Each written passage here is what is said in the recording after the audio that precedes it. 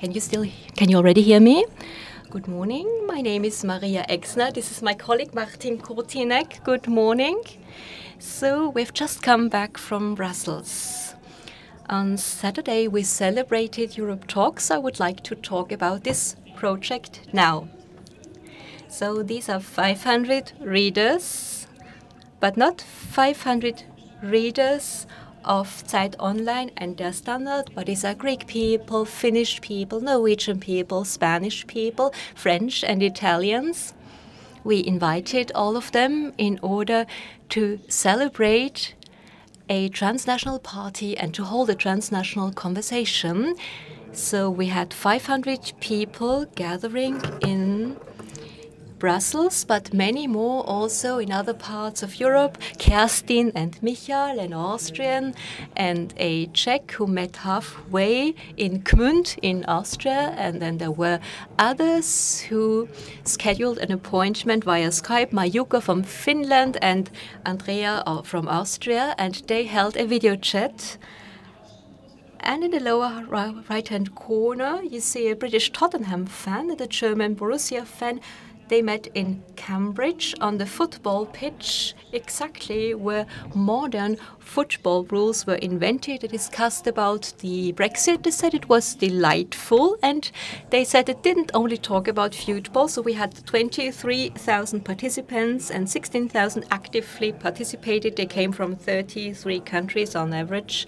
They were 42.7 years old, and the furthest distance traveled was Poland and La Gomera, and of course they used Skype in order to ensure communications. We would like to talk a little bit about how it all started. So we cooperate with 14 partners. How did Europe Talks develop? In early 2017, and this is a picture of a workshop that we did. So we took notes and wrote things on flip charts. We asked ourselves the questions, how can we cover and report about the German federal elections differently? This was the year after the Brexit referendum and also a year after Trump was elected US president. And this was also an event that has moved you all, the formation of the bubble, the feeling that journalists do not know anymore what is happening in their own countries. So we got this message from UK and US colleagues. We had a little brainstorming session, and we collected ideas. You can see it behind me on these flip charts. And one idea was to create a Tinder platform for politics, and this was the starting gun for a project called Germany Talks. Well, we thought it would be the most simple thing if people who are bad-mouthing each other, if they would come together and talk to each other. We created a little form, put it on that Zeit Online homepage, and we asked 6 very polarizing questions and invited people to check yes or no. We also had the question, do you want to meet anyone who holds a totally different opinion than yourself? We thought that we would have thousands of registrations, but actually we had 12,000 registrations. We built a little algorithm. We brought people together that are living close to each other and held totally different political views. They met in June 2017 and they sent us these selfies, and 1 year later, with the support of many colleagues in Germany, we were 11 media partners in Germany. We could extend the project. So this project was supported by the federal president, and we held many political talks in Germany. So this idea was launched in Germany, and it grabbed a lot of media attention worldwide. We received many emails from colleagues telling us, well, we would like to have this software. We would like to do something similar for our readers. And we extended the project. We had another project, My Country Talks, and tried to roll out these political conversations. Here you can see all the institutions that have approached us. One of the first to approach us was the Cultural Department of the State of Argentina. They asked us for the software, but we only provide it to media. So this is a picture of Italians, Swedes and Finns meeting, and this is a list of the events that happened so far.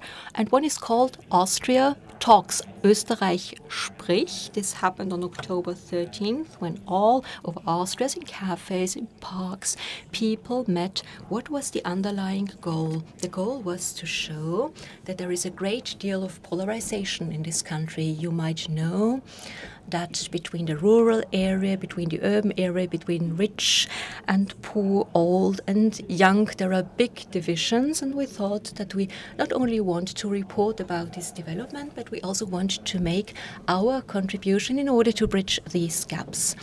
And on the next map, you can see that about 10,000 participants took part in rural areas, in urban areas. 3,800 conversation pairs were created on this very day, and in order to match them, we asked them polarizing questions. We wanted to know, is Islam compatible with European values, or is meat coming from mass production, is it acceptable in ethical terms? And after having received the answers, we tried to match the people according to a very diverse opinion, and we also wanted to bring people together who live close to each other, about 25 kilometers, and this was the way we matched people in order to create pairs that are as diverse as possible. We did not only approach readers but also politicians who registered. We also matched them and also reported about the outcome of these conversations. So from this network, which was created in cooperation with their standard, well, what came of it? So we had the idea that we should do something together.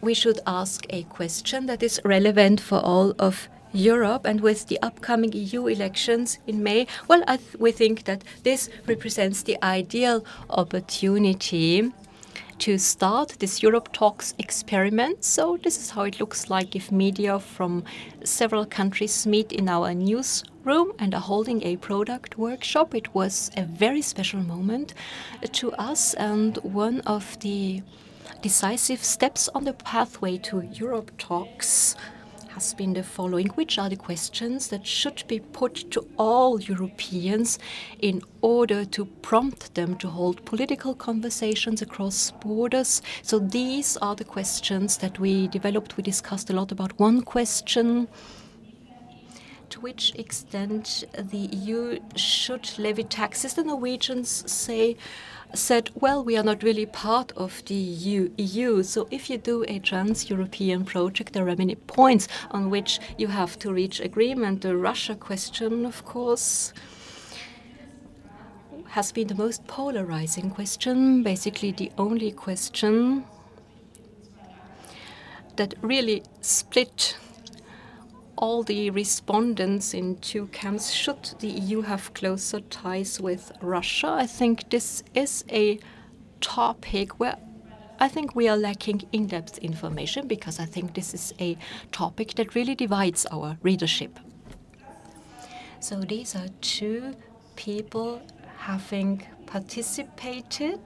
They are going to meet on Saturday. A Greek mathematician who, since the Greek crisis, has been out of work, unfortunately, and a Bulgarian civil servant. And as opposed to him, she thinks that the European Union makes life better for the European citizens.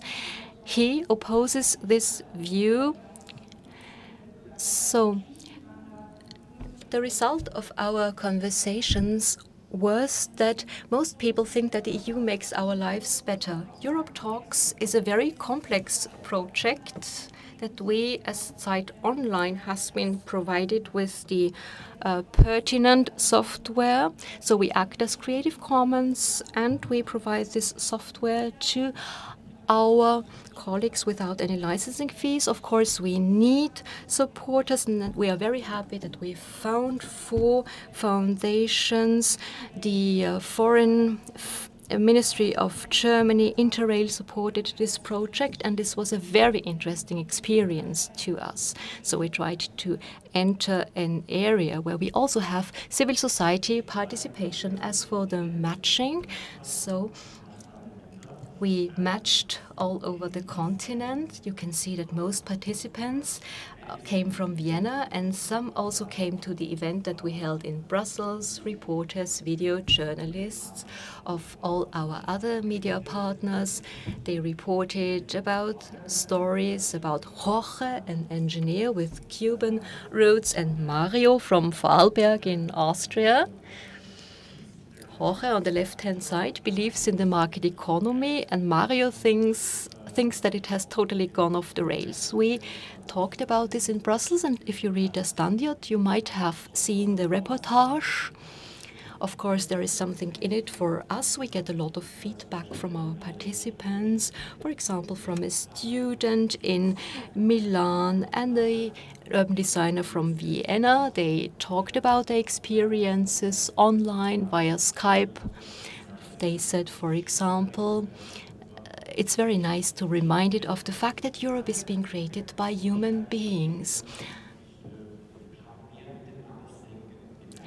And they said that they developed more understanding for people who hold other opinions. A question that is asked very often is, what is in there? What is the benefit? This is part of a working paper that will be published in June. We had scientific support by a behavioral economist from the University of Bonn, and they researched 3 effects. One is, no matter if you meet someone who is of another opinion, well, after such a political conversation, so I value social cohesion more, and I think that my fellow citizens care about the well-being of other people. So this boosts trust in society, and in terms of political opinions, things get into motion, so it's very hard to say if people are moving towards each other or if they are moving away from each other.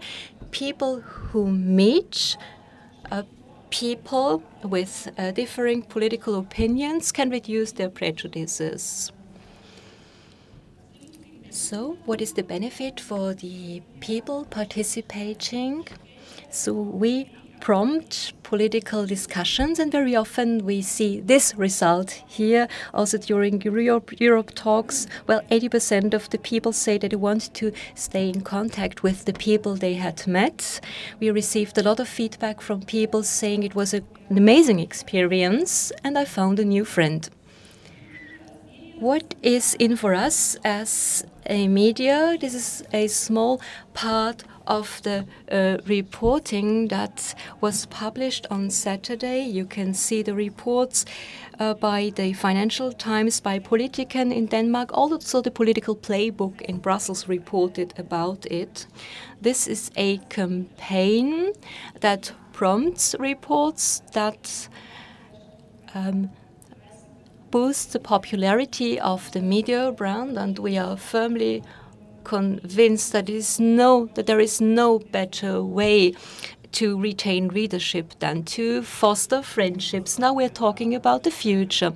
What is the next project after Europe Talks? Of course, we could maybe do a project called the World Talks. If you're interested, please write us an email. No, seriously, if you like the project, well, maybe you want to be a part of the World Talks. Thank you very much for your kind attention. And we, of course, also want to give you the opportunity to ask questions.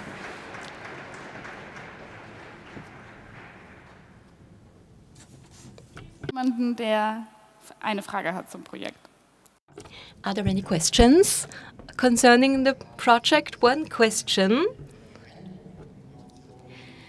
During this very impressive campaign, so well, is there also a commercial goal? And if not, why not? No, there is no such goal.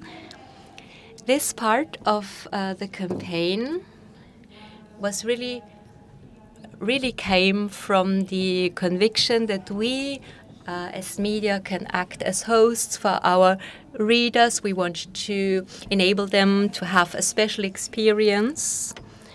My Country Talks, this platform also, well, does not have a commercial goal. We are in the midst of thinking about what we can do with the mechanism, with the algorithm, with the software, with the functionality. And so, in this respect, it is not excluded that for the product part, we will also find a commercial application. Thank you most cordially. Please give our speakers a round of applause.